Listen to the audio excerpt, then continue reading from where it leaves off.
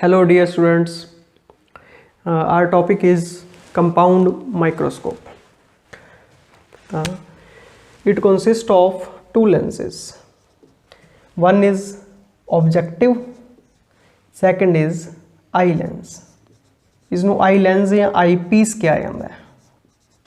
तो ऑब्जेक्टिव की है, जिस लेंस के सामने आप ऑब्जेक्ट रखते हैं तो उसनों ऑब्जेक्टिव कहने आ।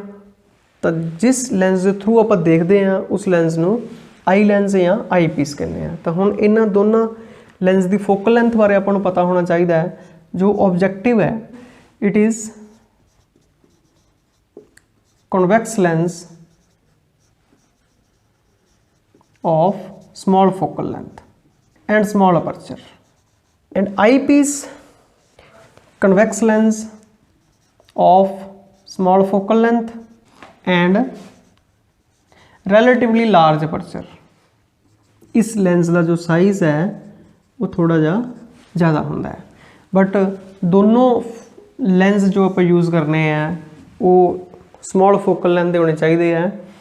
स्मॉल फोकल लेंथ क्यों होने चाहिए है ये अपन इस टॉपिक के एंड ते जाके पता लगेगा। तो इसकी आप एक रे डायग्राम फॉर्म करते हैं, रे डायग्राम ड्रॉ करते हैं, तो देखते हैं कि किस तरह इस दे विच इमेज फॉर्म होती है। तो इमेज फॉर्मेशन विद अ रे डायग्राम। तो मैं तुहानूं रे डायग्राम इसकी ड्रॉ करके दिखाना। तो आप एक लेंस इत्थे प्लेस करते हैं। तो this is our first lens, it is objective. तो ऑब्जेक्टिव की फोकल लेंथ आप शो करते हैं, focus with FO also on the other side. Object is placed just outside the focus. तो इसकी इमेज फॉर्म करने के लिए आप की करते हैं जी, फर्स्ट रे जो पैरेलल स्ट्राइक करेगी तो वो पास करेगी through the focus. Second ray जो डायरेक्ट ऑप्टिकल सेंटर के थ्रू पास करेगी। ये rays after the refraction meet करनगियां on this side of the. तो एक real enlarged inverted image form होएगी। तो देखो जी इस पॉइंट पे ये दोनों रेज मीट कर रही हैं। तो दिस इमेज इज़ इन्वर्टेड क्योंकि जो ये पॉइंट की इमेज फॉर्म हो रही है वो ए पॉइंट की इमेज है। तो this is A dash B dash. तो एक इन्वर्टेड इमेज फॉर्म हो रही है। तो हुण एक सेकंड लेंस जो इस साइड पे है eye lens, this is eye lens. तो सेकंड लेंस नूं इस तरह प्लेस करना है कि जो फर्स्ट लेंस ने इमेज फॉर्म की है वो सैकेंड लेंस के ऑप्टिकल सेंटर ते फोकस इस द फोकस FE नाल डिनोट करांगे। जिहड़ी ये इमेज है फर्स्ट लेंस की वो सैकेंड लेंस के फोकस ते ऑप्टिकल सेंटर के इन बिटवीन आनी चाहिए है। तो हुण सैकेंड लेंस सिंपल माइक्रोस्कोप वाला काम करेगा। इस इमेज की जो इस लेंस लिए ऑब्जेक्ट सर्व करेगी इसकी वर्चुअल ते enlarged image on the same side इस साइड पे फॉर्म करेगा। तो लेट्स ड्रॉ दैट डायग्राम। तो एक रे स्ट्रेट जाएगी parallel to the principal axis. तो this ray will bend and pass through the focus. This is focus on the other side and this ray will pass through the focus. Second ray that will go straight pass through the optical center।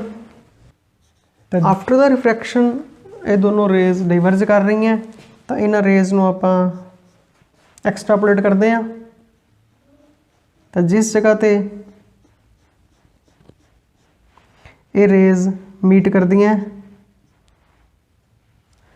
उस जगह ते final image form होएगी। तो dotted करना आप इन्हों। तो इस जगह पे इमेज फॉर्म हो रही है, देखो। तो this is final image which is inverted as compare to object.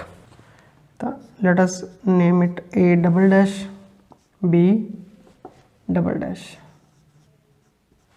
तो this is our final image. तो जो ऑब्जेक्ट प्लेस किया आप ऑब्जेक्टिव तो उसका डिस्टेंस आप लिखते हैं UO नाल, it is UO object distance. जो फोकल लेंथ है ऑब्जेक्टिव दी इट्स FO। जो फर्स्ट लेंस इमेज फॉर्म कर रहा है, this distance from the lens from the objective it is VO। A object serve कर रहा है फॉर आई लेंस, तो इसका डिस्टेंस है UE object distance from the eye lens. जो इमेज फॉर्म कर रहे हैं अब फाइनल इमेज इज फॉर्मड, तो लेंस ਨੂੰ मूव किया जाता है थोड़ा जिहा अगे पिछे ताकि उसकी क्लीयर इमेज फॉर्म होवे। तो इमेज फॉर्म होंदी है at least distance of distinct vision, तो इट इज़ D, तो इट्स D। तो इस तरीके दे नाल आपां इमेज फॉर्म करते हैं। तो हुण इसकी मैगनीफाइंग पावर की चीज़ है, magnifying power is it is the ratio of angle subtended by the final image, angle subtended by the final image। So this is angle subtended by the final image, this is final image when it is seen through the lens। So let us place eye over here, so this is final image, it is the angle subtended by the final image which is beta। So m is equal to beta divided by angle subtended by the object। when object is seen directly, तो object को आप directly देखना है, तो object is also placed at the least distance of distinct vision. This is object, तो आप इसनों भी let us place this object, आप इत्थे इसनों प्लेस करने की कोशिश करते हैं। तो डायरेक्टली इस द एंगल देखते हैं आई के उपर when seen directly, this angle let us say it is alpha. The magnifying power of compound microscope, it is the ratio of angles subtended by the image when seen through the microscope lens to the angle subtended by the object when both the final image and the object are placed at least distance of distinct vision। As all angles are very small, for small angles tan theta is approximately equal to theta, so we can write m is equal to tan beta divided by tan alpha। Now let us find tan beta and tan alpha from this diagram। Tan beta, so this is perpendicular, this is base, tan beta is equal to a double dash b double dash divided by c dash b double dash divided by tan alpha. तो tan alpha इस triangle दे विचों find करांगे, तो आप इसनों A1 नाम दे दिंने आ, A1 B double dash divided bye C dash B double dash. C dash B double dash cancel हो जाएगा expression दे विचों, बाकी की बचेगा, बाकी बचेगा जी A double dash B double dash divided bye A1 B dash. तो A1 B डैश जो हाइट है, जो ऑब्जेक्ट ही आप प्लेस किया है उसनों A1 B डबल डैश नाम दिता है। तो A1 B double dash is equal to AB। तो लेट अस राइट AB। तो magnifying power M is equal to A double dash B double dash divided by AB। तो इसनों इस तरह लिखते हैं M is equal to A double dash B double dash, तो इसनों डिवाइड कर दिंने आ A डैश B डैश नाल, ते मल्टीप्लाई भी कर दिंने आ A डैश B डैश नाल, multiply and divide by A dash B dash. तो A dash B double dash final image, A dash B dash is object, actually तो image है पर इस लेंस लिए ये ऑब्जेक्ट है। तो size of image divide by size of object, तो इट इज़ मैग्नीफिकेशन। तो मैग्नीफिकेशन किस दे लिए, आई लेंस दे लिए, तो आप इसनों लिखांगे ME magnification of eye lens multiplied by A dash B dash is size of image, A dash B dash is size of image and AB is size of object, this is for objective, तो it is written as MO। तो magnifying power is multiplication of eye lens and magnification of objective. तो let us give this equation as number 1. Now we have to find MO and ME. MO ते ME आप find करने हैं. तो पहला MO find करते हैं. MO is very simple. तो magnification of convex lens is equal to V divided by U. Very simple formula. But here V जे आप साइन कन्वेंशनस लगा के वैल्यूज पुट करते हैं तो V की जगह पर आएगा VO, तो U की जगह पर आएगा -UO. तो it will become VO divided by -UO, क्योंकि लाइट जो इंसिडेंट कर रही है तो टूवर्ड्स राइट जा रही है. जो डिस्टेंस मेजर कर रहे हैं UO CB, it is -UO. Light की इंसीडेंस तो ओपोजिट डायरेक्शन दे विच है. इस लेंस के सेंटर तो मेजर करना है. It is -UO. Late us give this equation number 2. ये वैल्यू आप पुट करांगे बाद में इक्वेशन नंबर 1 दे विच. हुण आप फाइंड करनी है ME. तो सिमिलर वे दे नाल जे आप ME फाइंड करते हैं तो ME is equal to V by U. But ये वैल्यूज पुट करनी है आप आई लेंस के अकॉर्डिंग. तो आई लेंस के अकॉर्डिंग V की है, इट्स D. तो इट्स -D. U की है, इट्स -UE, क्योंकि इनके तो डिस्टेंस मेजर कर रहे हैं टूवर्ड्स लेफ्ट, लाइट जा रही है टूवर्ड्स राइट. ठीक है. तो इट इज़ -UE. तो it is equal to D divided by UE ME. तो let us give this equation number 3. तो इस इक्वेशन ਨੂੰ थोड़ा ਜਿਹਾ ਹੋਰ ਮੋਡੀਫਾਈ ਕਰਦੇ ਹਾਂ.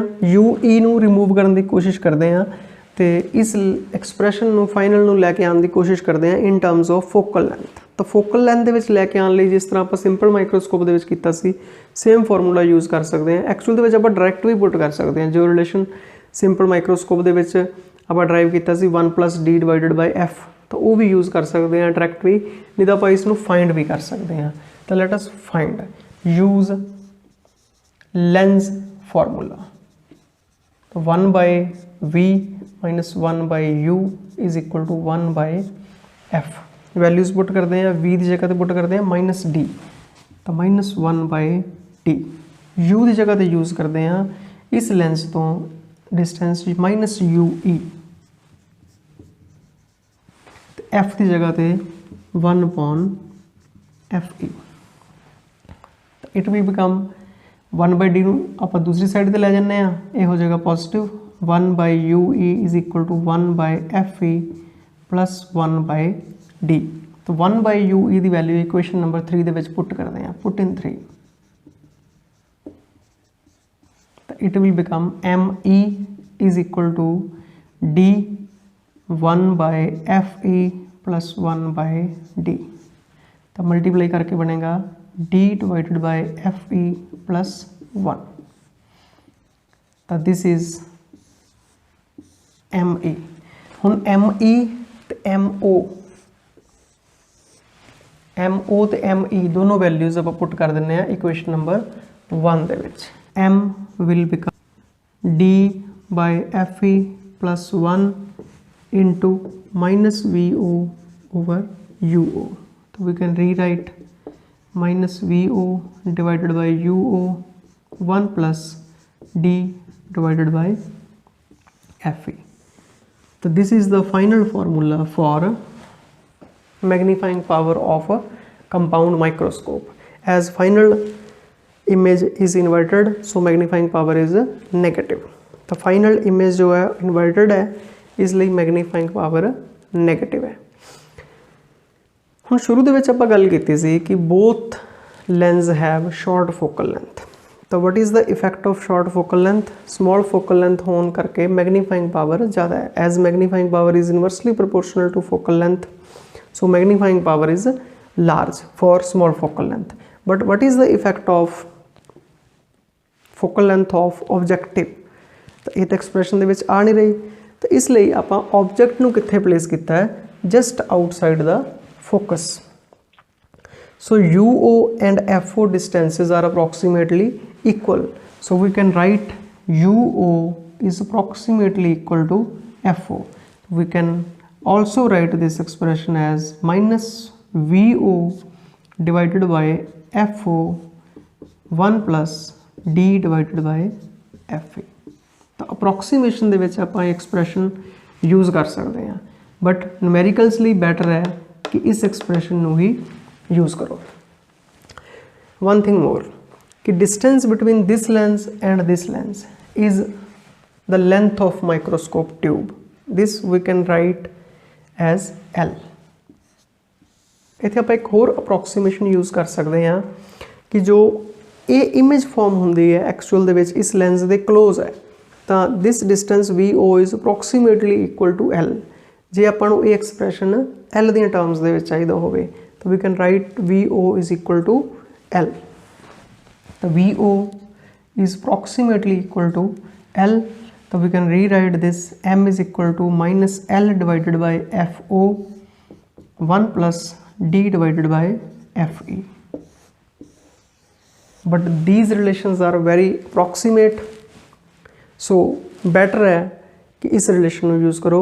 This is the best expression for magnifying power of compound microscope and also for numericals. तो आई होप कि तुहानू कंपाउंड माइक्रोस्कोप समझ लग गया होएगा। Thank you all of you for watching. Have a nice day.